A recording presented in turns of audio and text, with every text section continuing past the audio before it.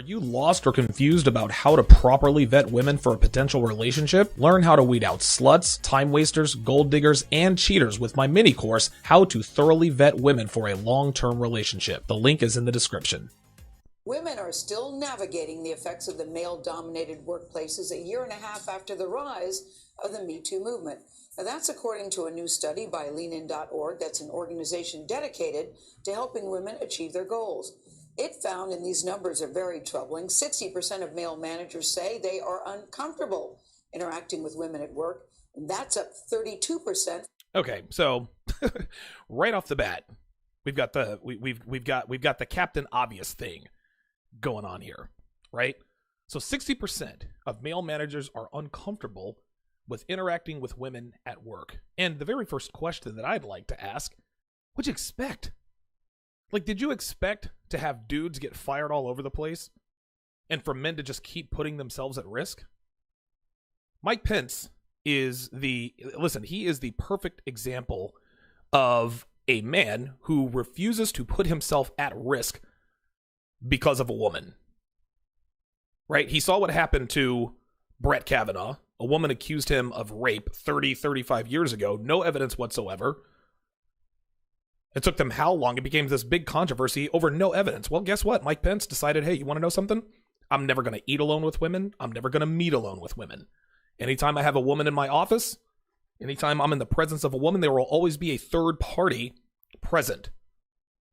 And now what they're doing is they're saying that this hurts women, as you will see here. Let's continue. In 2018, workplace interactions that men are nervous about include mentoring, socializing, and having one-on-one meetings with women.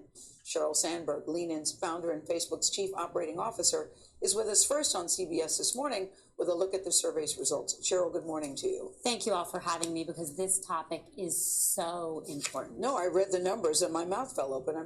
Oh, my mouth fell open. Again. Did you expect things to stay the same? What's so surprising by this?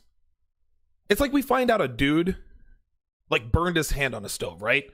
Then we find out that he no longer puts his hand on the stove. And we say, oh my God, my mouth fell open when I found out that this man no longer puts his hand on a hot stove. How could this be? How in the world could this be? Like I said, this definitely hurts women in the workplace, right? Or at least that's what listen, maybe it does hurt them, but that's on them. This is on women. Careful what you wish for. They wanted sexual harassment to stop, and it has stopped. But now that they're complaining that it has stopped, so which is it? Is sexual harassment bad? Is it good? Like, I don't understand. This again is another case of women not knowing what they want or need. What message does it send? Well, we're in a bad place. So 60% of male managers in the U.S., 60% are afraid to have a one-on-one meeting with a woman. Think about how, look at how surprised she was. 60%, like, oh my God, this is so shocking. Think about how ridiculous this sounds. Here's the truth, guys. This whole charade that they're doing here, this is intellectual dishonesty. They're not surprised at all. They have to act like they're surprised, but they're really not surprised, guys. They knew that this would happen, or at least this is probably an unintended consequence. Hashtag me too, sexual harassment. We're not going to take it anymore. Hell no, we won't go. And so on and so forth. And now they want to act surprised. My guess is that the term unintended consequences has probably been thrown around a number of times. But even if they didn't know that this would happen, they're acting like they're surprised that men are no longer putting themselves in harm's way. You get promoted without a one-on-one meeting. No one's ever gotten promoted without a one-on-one meeting. No one's ever gotten promoted without a one-on-one meeting. This is false. People do get promoted without one-on-ones. It's called meritocracy. It's called hard work. It's called being promoted on your merits and results. You want to know why women want one-on-one meetings, guys? So they can use their feminine influence on males to give them promotions. This is the only reason why they're bitching and complaining about not getting one-on-ones. But let's just say this is true. Let's just entertain, just for the sake of argument, let's just say that promotions do not happen without one-on-one meetings. And to that, I say tough shit. You can't have it both ways, ladies. You can't bitch and moan about sexual harassment happening one day, right? And then one-on-one meetings, or sexual harassment happening during these one-on-one meetings, and then wonder why men don't have one-on-one meetings anymore. And the crux of the situation is that most men don't sexually harass women. Now, some women say, "Oh my God, all men sexually harass women." And again, this goes back to the whole date rape thing, right? They no longer call it rape. I've talked about this before. They like to call it date rape. The reason why they want to call it date rape is because they want to expand the definition. They want to expand the definition to include other things. She wasn't sober enough to consent. She was too drunk. It was regret. Listen, regret sex isn't rape. If the sex was consensual, then it was not rape. This is why they call it sexual assault. I can't remember the last rape charge. He raped me. No, they say he sexually assaulted me. She doesn't have to say rape anymore. She can say sexual assault. And that could mean he looked at her in a sexual way. He grazed her tits. He grazed her butt. It could mean anything.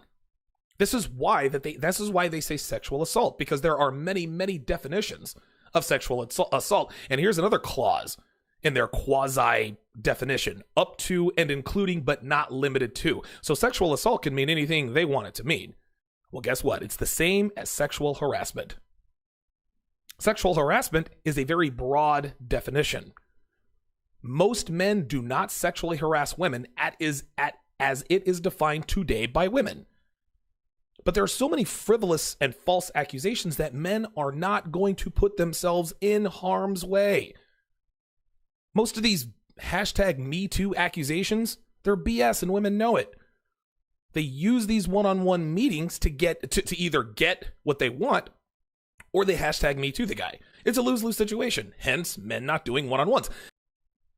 Confident in that. Senior men right now are 9 times more likely to hesitate to travel with a woman, and 6 times more likely to hesitate to have a work dinner.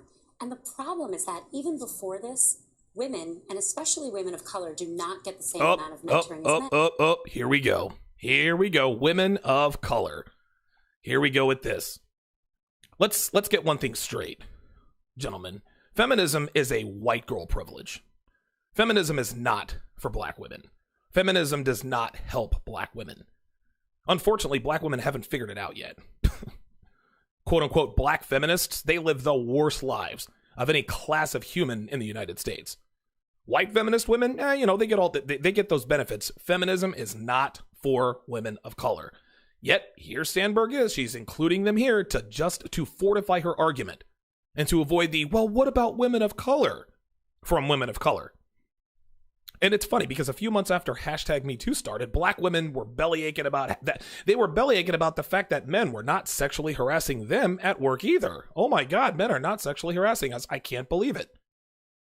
This is because men don't want them, but they want to feel wanted, so they squawk. Okay, whatever. But Sandberg mentions women of color to include them and to toe the feminist line. That's all there is to it. Which means we're not getting any.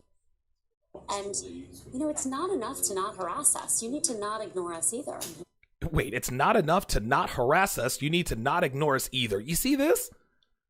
So, on one hand, you wanted men to stop harassing you. Okay, they did that. But now you want them not to ignore you. Again, you cannot have it both ways. If men don't ignore women, they get #MeToo'd. Period. You say hi to a woman at work, #MeToo. I don't like the way he looked at me when he said hi. Ask her how her day was, sexual harassment. I thought that he was insinuating something sexual. One-on-one with a meeting and you criticize her work, #MeToo. Women have weaponized this and men naturally walked away. But now that we've walked away, they want us to not ignore them. Guys, listen, ladies, it's either one or the other. You did this. This is what you wanted. And now, as usual, you want all the benefits without any of the consequences. It's just like feminism. Feminism, you wanted equal rights for women. You wanted women to be treated equally. Guess what? You got it. But there is a price to be paid for being treated equally. You see, if you act like a man, you get treated like one. Right? If you want the same opportunities and responsibilities for a man, guess what? You're going to be treated like a man. There are costs to this. Feminism has costs. You can't get all the benefits without any of the costs. If you want a smoking hot body, the cost is that you have to live in the gym and you have to watch what you eat. If you want to be wealthy, the cost is you have to work 80 plus hours a week and you have to sacrifice your relationships. That is a cost. Hashtag Me Too has costs and drawbacks, and this is one of those drawbacks. But they still want us to subject ourselves to a sexual harassment claim so that they can get a, quote, seat at the table. Get the hell out of here with that. They want us to endanger ourselves. They want us to put ourselves in dangers to benefit them. Newsflash. We've done that for eons. Building bridges, construction, the sewer system, oil fracking.